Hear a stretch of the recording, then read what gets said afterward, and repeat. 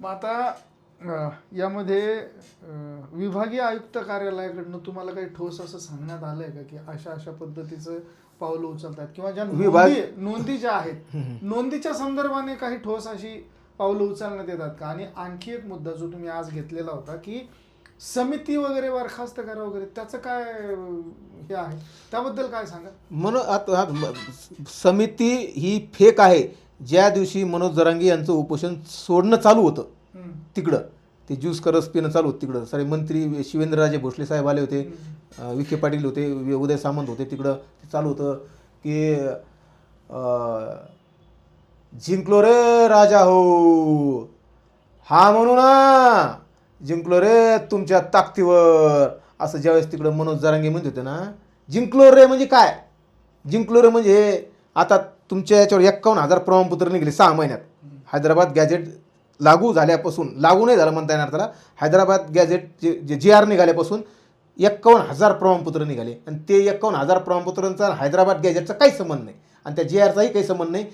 1 जून 2004, 2012चा GR आणि त्याच्यानंतर तेच अपडेट करून 2023चा GR, ह्यानुसार हे प्रमाणपत्र मिळालेले आहे. सुप्रीम कोर्टाचे नियम आणि निकष आहेत जे जात प्रमाणपत्र काढल्याचे. हे विदारक चित्र आहे. म्हणजे तुम्ही त्या पद्धतीनं हे मांडताय, जर का ते खरंच सत्य तसं असेल तर निश्चितच सत्य आहेच, सत्य तसं असेल ना आहेच. बरं, आता मी आत्मविश्वासानं बोलतोय. शेवटचा मुद्दा घेऊयात आणि आपण पूर्णविराम करूयात आजच्या या पॉडकास्टला. तर मला हे सांगा की आता ज्या पद्धतीनं प्रमाणपत्र ही वाटली जातात त्याचं व्हेरिफिकेशन होणं किंवा आपण ज्याला पडताळणी म्हणतो, त्याची काय स्थिती आहे सध्या? आणि आपल्याकडे मराठवाड्याचं विभागीय आयुक्त कार्यालय यांच्याकडनं तुम्हाला काही अधिकृत अशा आकडेवारी मिळालेल्या आहेत का? आणि त्याच्यावरती हे ठरू शकेल की आतापर्यंतचा लढा हा कुठपर्यंत आलेला आहे. हे बघा, तुम्हाला आकडेवारी मी आता 2दा-3दा रिपीट करून सांगितली. अधिकृत आकडेवारी विभागीय आयुक्त कार्यालयाचे 2,91,000 प्रमाणपत्र हे मिळालेले आहे. म्हणजे शिंदे समिती जेव्हापासून स्थापन झाली या 2 सप्टेंबरपासून तर आजपर्यंत ह्या आता मागच्या हप्त्याच्या अगोदरचा आकडा आहे 2,91,000 प्रमाणपत्र मिळालेत आणि 50,000 नोंदी सापडल्या आणि 10,000च्या वर व्हॅलिड नाही. ही अधिकृत आकडेवारी. आणि म्हणजे अधिकृत आकडेवारी आपण कागद घेऊन बोलत असतो. मनोज जरांगेसारखं ढोबळ बोलत नाही की 58 लाख नोंदीतून 3 कोटी मराठी आरक्षणात गेले, 2 कोटी मराठी आरक्षणात गेले, डम डम डम डम डम डम पुन्हा 4,22,00,000 मराठी आरक्षणात गेले. काय आकडे फेकायचे बी कुठंतरी मर्यादा असते ना. समाज विश्वास करतो म्हणून पुरावे देऊन बोला ना. मी आता हे बी सांगितलं की 1 कोटीच्या वर मराठा समाज हा महाराष्ट्रातला 1 कोटीच्या वर निघतच नाही कसाच आकडा, जुने नवे जरी कुणबी धरले तरी. म्हणजे हे सगळं जे काय आहे ते जुन्या नोंदी आणि 1967 पूर्वीच्या ज्या वंशावळी त्या. काय वाटतं आगामी काळात ह्या सगळ्या ज्या अपेक्षा घेतलेल्या आहेत किंवा अपेक्षा ठेवून मराठा समाजातले युवक, मराठा समाजातले बांधव हे खूप अपेक्षेने तुमच्या सगळ्यांकडे बघतात, तेवढंच विरोधकांकडेही बघतात आणि तेवढंच जरांगेंकडेही बघतात.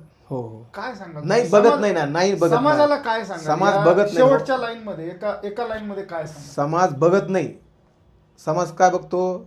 माझे काही ऐकलं समजा उदाहरणार्थ फोन येतात, तू असं कसं काय बोलतो, आणि काही जर मुद्द्यानं बोलल्या तर मी मुद्द्यानंच उत्तर देतो आणि काही ना मुद्द्यानं बोलायचा प्रयत्न केला तिकून जर मला अंदाज दिसतोय काय बोलतो म्हणून, ते जर शिवाय द्यायचा अंदाज दिसला त्याची 1 शिवी नाही ऐकायच्या अगोदर मी 10 शिवाय देतो. म्हणजे माझ्याकडे ते बी आणि माझ्या सहकारी बी तसं तेच करतात ते. त्याच्यामुळं मुद्द्यानं बोललं ना तर आपण तयार आहे. पण ते मुद्द्यानं कसं आहे माहिती आहे का, काही काही तरुण एवढे हिप्नोटाईज झाले, आता ज्यांनी मला काळ लावलं त्यांनाच पस्तावा झाला आहे. मग आता ते हळूहळू थोडं समाजाच्या लक्षात आलं. जवळपास 80-85% समाजाच्या लक्षात येऊन गेले सर काय चालू आहे म्हणून. येतात तुम्हाला दिशाभूल? हो येत. अशी एखादी मुलाखत झाली की फोन येतात? हो, आता आवटे पाटलाकडे मी एक मुलाखत दिली होती आपली दिगंबररावकडं शिवशाहीला. त्यावेळेस सुरू झाले ते फोन इकडून तिकडून तिकडून इकडून, माझ्याकडं आज बी रेकॉर्ड आहे पूर्ण ते. शिवीगाळ वगैरे होते. हो, पण काही ॲक्सेप्ट बी करतात, काही चांगले सुद्धा फोन होते मराठा समाजातल्या. काही जे सुशिक्षित तरुण EWS गेलेले की ज्यांना SABCचा फायदा होऊ राहिला चटके गेल्यामुळे बऱ्याचशा तरुणांचं नुकसान झालंय. ते फोन करतात मला की तुम्ही बरोबर बोलले आणि योग्य बोलले. आज आम्हाला त्याचा लई मोठा फटका बसलेला आहे. खंत आहे म्हणजे असेही फोन येतात आणि असे येतात. समजा 100तून 10-20 फोन जर शिव्याचे येत असतील तर 80 फोन समर्थनाचे सुद्धा येते की तुम्ही बरोबर बोलू राहिले, तुम्ही समाजाला जागा करू राहिले, पवित्र काम करू राहिले, असे सुद्धा फोन येतात. काय सांगाल एक भावनिक झालात तुम्ही. मला खरंच ह्या आजच्या इंटरव्ह्यूमधनं मलाही खूप सारं नवीन ऐकायला बघायला मिळालं. काय सांगाल समाजाप्रती तुमचं प्रेम जे आहे ते एका वाक्यात कसं व्यक्त कराल? हे बघा, समाज हा भोळा भाबडा आहे, पण समाज हा लढाऊसुद्धा आहे. समाज हा क्षत्रिय आहे आणि मराठा समाज हा संयमीसुद्धा आहे. पण ह्या समाजाचा वापर मनोज जरांगे यांनी गुन्हेगारीकडे नेला, जे की 58 मोर्चामध्ये एकही गुन्हा दाखल नाही, गुन्हेगारीकडे वळवला. जे की मनोज जरांगेला साधा थेंबही लागलेला नाही, मनोज जरांगेवर एकही गंभीर गुन्हा नाही, त्यांच्या हातात हातकडी नाही, ते कुठे 4-5 दिवस जेलला राहिलेलं नाही. त्याच्यामुळं समाजानं ह्या गुन्हेगारी प्रवृत्तीपासून, म्हणजे जे स्वतः गुन्हेगार नाही पण प्रवृत्ती तयार करतात, ह्या अशा प्रवृत्तीपासून सावध व्हावं समाजाला एक विनंती करतो. आणि शेती प्रश्नाचा लढा उभा राहिला तर त्या लढ्यातून जर शेतीमालाला उत्पादन खर्चावर आधारित रास्त भाव मिळाला तर बेरोजगारीचे जवळपास 80-90% प्रश्न सुटणार आहे. आणि शहरीकरणाकडे जो निघालेला लोंढ आहे तो खेड्यात थांबून, पण आता शहरीकरणाकडे एवढा लोंढा वाढायला लागला की शेती तोट्यात आहे.